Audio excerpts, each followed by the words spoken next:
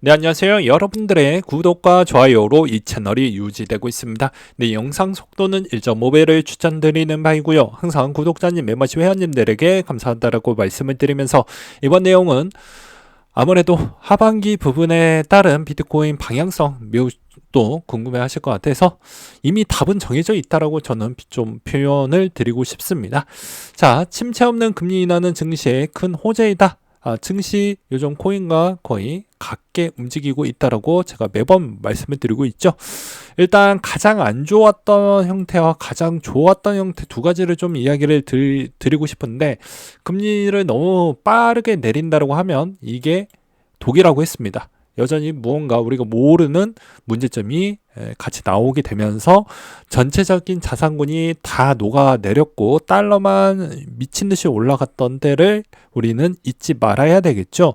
그러니까 그런 형태로 우리는 확인을 해야 되고요. 비트코인도 그때는 방어가 잘 안 됩니다. 그 다음에 나이스한 형태는 아무래도 원만하게 금리 인하를 천천히 해주었을 때 이제 이게 대부분 모든 자산이 동일시하게 움직여준다. 이게 이제 파급 효과가 좀 더 드라마틱하게 나와줄 거라고 하면 어떤 방향으로 좀 나와줄까요? 즉, 나머지에 있는 통화가 연준 것만 있는 게 아니잖아요. ECB, 뭐 BOJ, BOE 뭐 이렇게 있잖아요. 이쪽도 이제 당연히 금리 인하를 동시다발적으로 해주게 되면 당연히 비트코인만 수혜를 보는 게 아니라 전체 자산군, 원자재 쪽 다 뭐 선물 시장이 다 껴져 있으니까 다 같이 성장을 해준다, 이렇게 보시면 될 것 같습니다. 그래서 금리에 따른 패턴 또 한 번 이야기를 할 수밖에 없을 것 같은데요. 왜 그럴 것 같습니까? 이제 2월 지나면 3월 달이죠. 미리 여러분들에게 또 힌트를 다 드려야 대응을 가능하기 때문에 미리미리 잊지 마시고 잘 기억을 해두시기 바라겠습니다. 그러면 이제 과연 좌측으로 갈 것인지 우측으로 갈 것인지 좀 봐야 될 것 같은데, 최근에 이제 비슷한 하나증권 채권 애널리스트가 이야기했던 기반으로 좀 설명을 드리려고 합니다.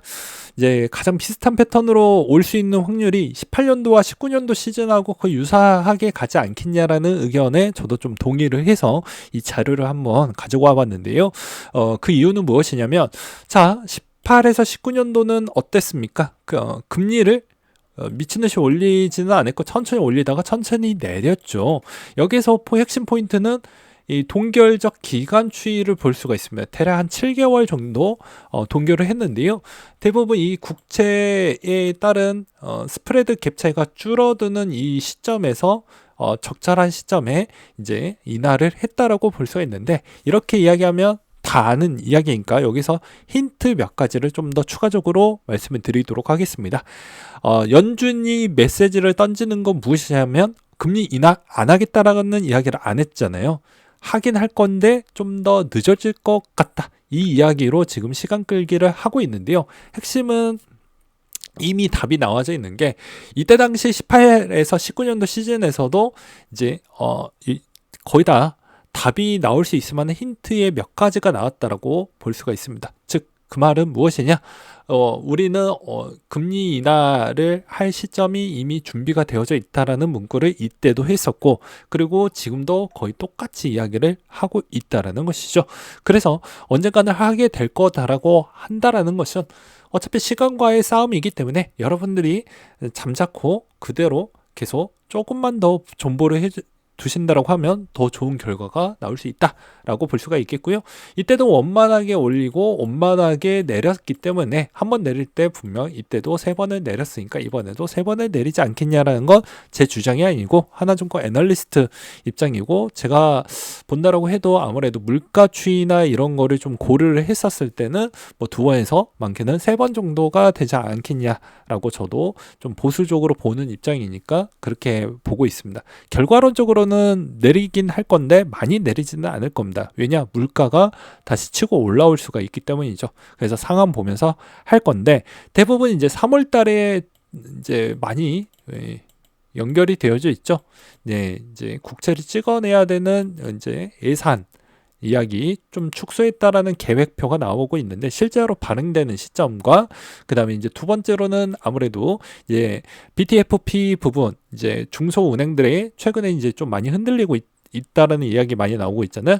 NI12 쪽이 이제 많이 흔들리면서 나머지 상업용 부동산 쪽에 문제점이 막 나오고 있다라고 하는데, 아무래도 이때 3월달 되면 일찍 할 수도 있다라는 시그널도 많이 존재하는, 긍정적인 파가 있고 부정적인 파가 있는데, 저는 일단 중립기업 받고 있습니다. 그래서 이참에 이 2월 달에 제가 이더리움에 3분의 1을 투자를 했던 이유도 다 그런 겁니다.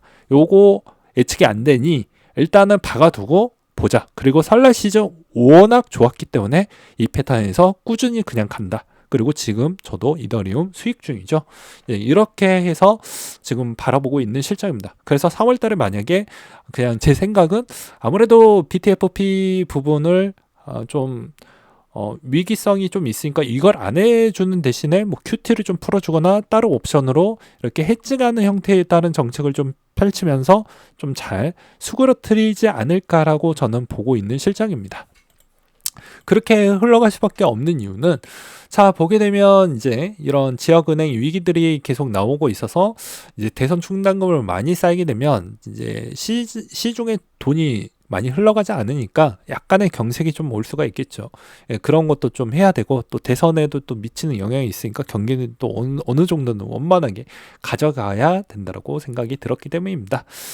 그래서 대부분 이제 이게 금리가 너무 많이 내려간다라고 저는 그렇게 보지는 않고 있기 때문에, 요거는 이제 뭐 25년도 때 좀 보고 판단을 하자라는 것인데, 이때 하나증권 애널리스트는 또 비슷하게 이야기를 했습니다. 당장 1년치도 예측하기가 좀 어렵기 때문에 내년 거는 내년에 보자. 근데 이거는 그냥 여러분들 참고하시라고 그냥 보여드리는 거예요. 그래서 저번에도 금리가 좀 내려가긴 하겠지만 많이 옛날처럼 뭐 1%대를 이렇게 보시면 안 될 것 같고요. 아마 완만하게 내리지 않을까라고 저는 보고 있는 실정입니다. 상당량 시간이 많이 걸릴 것 같아요. 그리고 최근에 이제 분위기가 좋았던 이유는 아무래도 중국 증시 증권당국의 수장 교체에 따른 상승이라고 있는데, 증시 부양에 따른 이야기가 나왔습니다. 이게 무슨 상관관계가 있냐라고 물어보겠죠. 홍콩 쪽에 대부분 크립토 관련된 그런 기업들도 꽤 많죠. 그렇기 때문에 분명히 효과가 있고, 최근에도 어떤 내용이 나왔냐면 이런 내용들이 좀 나와준 게 있었습니다. 홍콩 암호화폐 장외거래 업체 라이선스 의무화를 추진하고, 여기에서 대부분 우리가 흔히 알고 있는 뭐 OK나 후오비 쪽 이렇게 해가지고 지금 준비를 하고 있다, 이런 이야기가 나오고 있기 때문에 대규모 정책을 해주고 있고, 금리도 이번에 좀 내려주고 있는 중국의 지금 상황을 본다라고 하면 우리한테는 나쁠 게 없다. 어차피 돈이 시중에 나온다라는 의미이기 때문에 그건 좋은 효과로 좀 봐야 되겠죠. 그래서 이 효과도 분명히 있을 것으로 보여집니다. 그래서 괜찮을 거라고 저는 좀 보고 있는 실정이고요.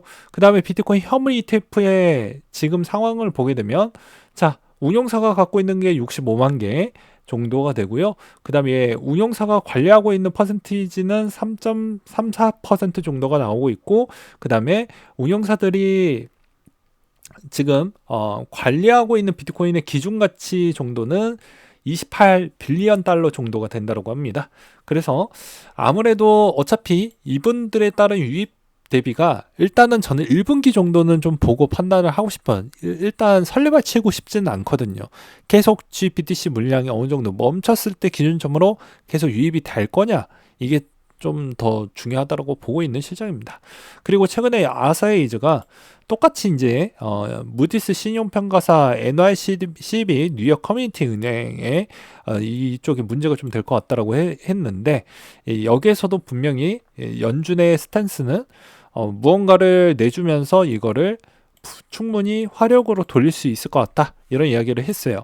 그래서 아사히즈 입장은 무슨 말이냐면, 자, 여기에서 만약에 좀 문제점이 좀 나올 것 같다고 하면 무언가로 그냥 병만 주는 게 아니고 약도 같이 처방을 하면서 이거를 희석을 시킬 확률이 매우 높다. 또는 오히려 이게 좀 문제거리가 좀 될 것 같다고 하면 오히려 이거를 없애버리고 더욱더 호재성으로 만들 수는 있을 것 같은데, 너무 지수가 많이 올랐기 때문에 또 소비가 좀 진작을 할 수가 있잖아요. 자산 가치가 많이 올랐기 때문에. 그래서 그 정도까지는 안 하고 그냥 1/1은 0으로 좀 만들려고 하지 않을까 싶습니다. 그 다음에 여러분들에게 아직도 희망적인 측면은, MMF 자금이 아직도 많다라는 것입니다.